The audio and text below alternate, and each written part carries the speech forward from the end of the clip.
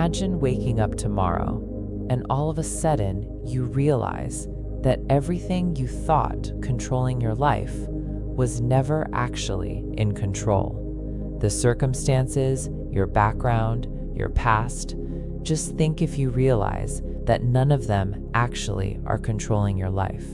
And imagine discovering the real force that is shaping your life has been something so subtle. Imagine it is something you always carry with you every single moment. And that force is the feeling of I. This force, which is in you, which is you, always is thinking. You are unaware, but right now, in this moment, you are thinking something.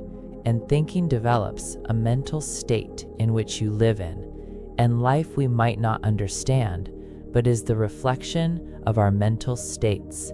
So every time you think something as, I am gone, I can't do this, or I can find a way, I can do this, you are describing the state you are identifying with. Ignorance of this simple truth may be the reason your life keeps repeating the same patterns over and over again. Most people believe they are bound by their circumstances, that their circumstances leave no chance for them to rise. But understand, circumstances are only the reflection. The outer world is simply the shadow of an inner identity. This idea may sound abstract at first, but once you see it clearly, it begins to explain something mysterious about life. We all wonder why some people repeatedly attract opportunities and why others constantly run into obstacles. Why two people can live in the same world but experience completely different realities.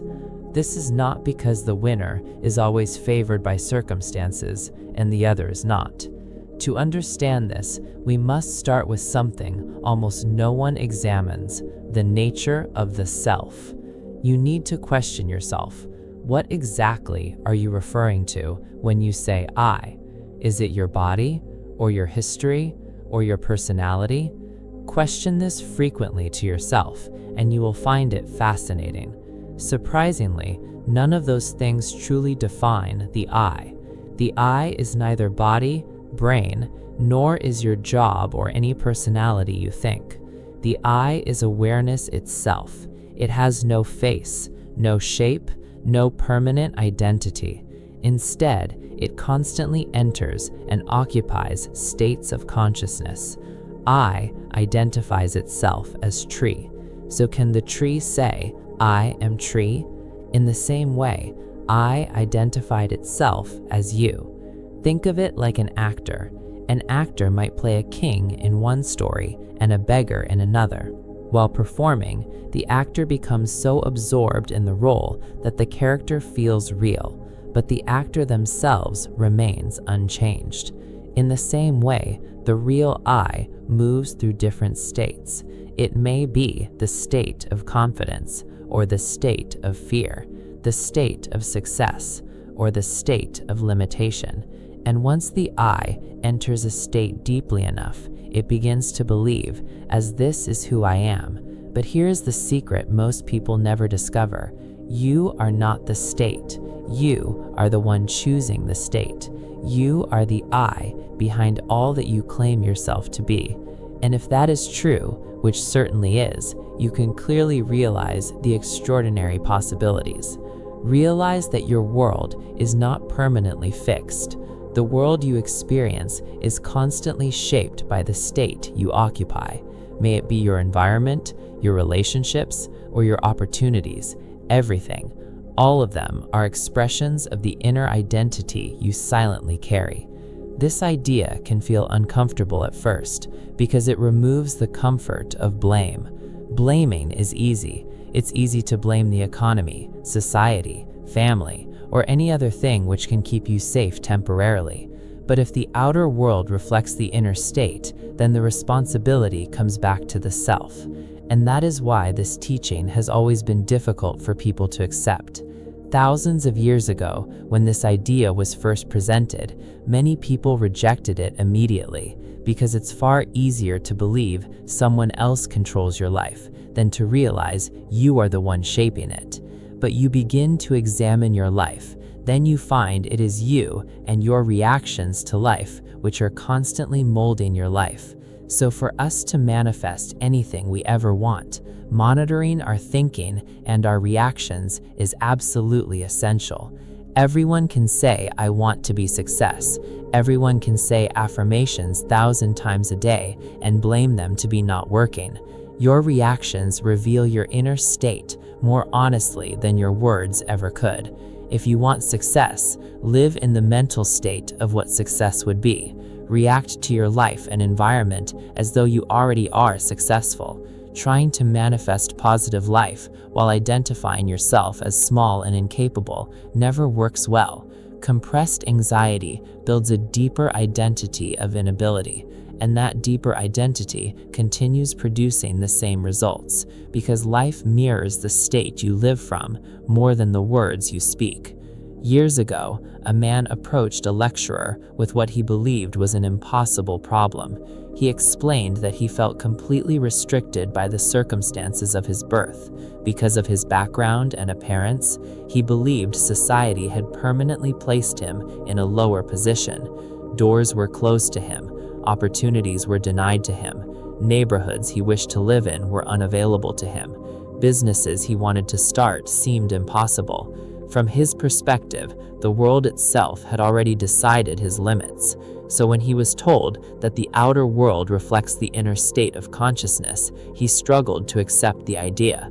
He questioned, how could a state of mind overcome visible barriers? How could inner beliefs change external systems? But he was given one simple instruction, that is, don't try to change the world, change the concept of yourself.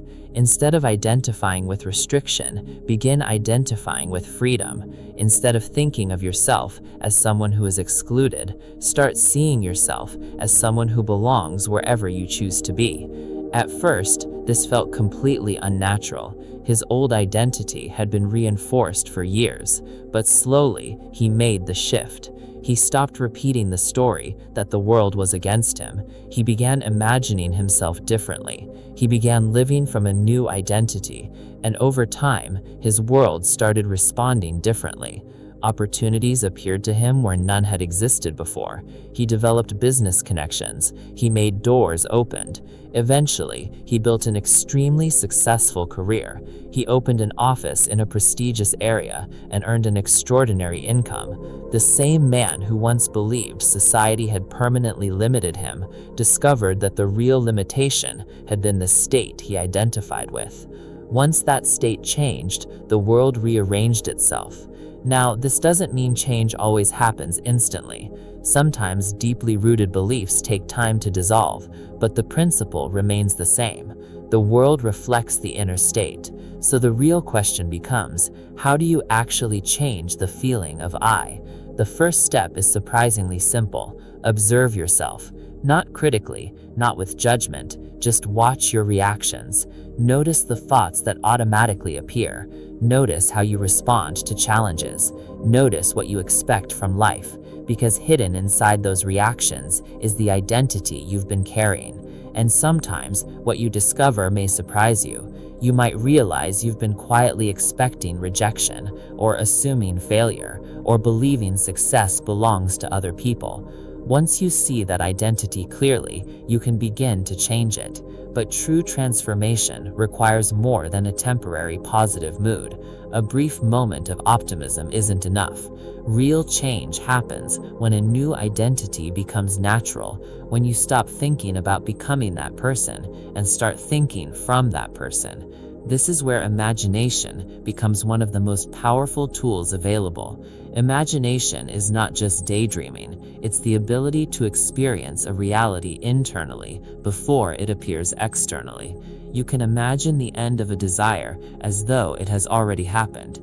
Instead of imagining the process, start imagining the result. For example, imagine all your circumstances are perfectly all right. Now, here, in the place you are, see the joy on the faces of your loved ones. Imagine them rejoicing your life. Hear everything they say as you would hear when all your life is perfect. Feel their excitement. Experience the moment as if it's happening right now. Don't force it. Do not analyze it. Just feel it freely. Repeat this enough times, making it more exciting every other time. Do this until that imagined state starts to feel natural. And once a state feels natural, it begins expressing itself in your world, because the world is constantly aligning itself with the state you occupy. You see, people enter your life, opportunities appear, events unfold, and all this may look like coincidence, but from the perspective of consciousness, it is simply the reflection of your inner identity. So master no one, blame no circumstance. Instead, do the very best job you can do. That is mastering your own self. It is the only place where real change can begin, not outside, but within. When you do this over and over again, and when the feeling of I changes, everything else begins to follow. Your reactions shift, your behavior evolves, your relationships transform, your environment reorganizes, and gradually, the life you once believed was impossible begins unfolding naturally, not because the world changed first, but because you did.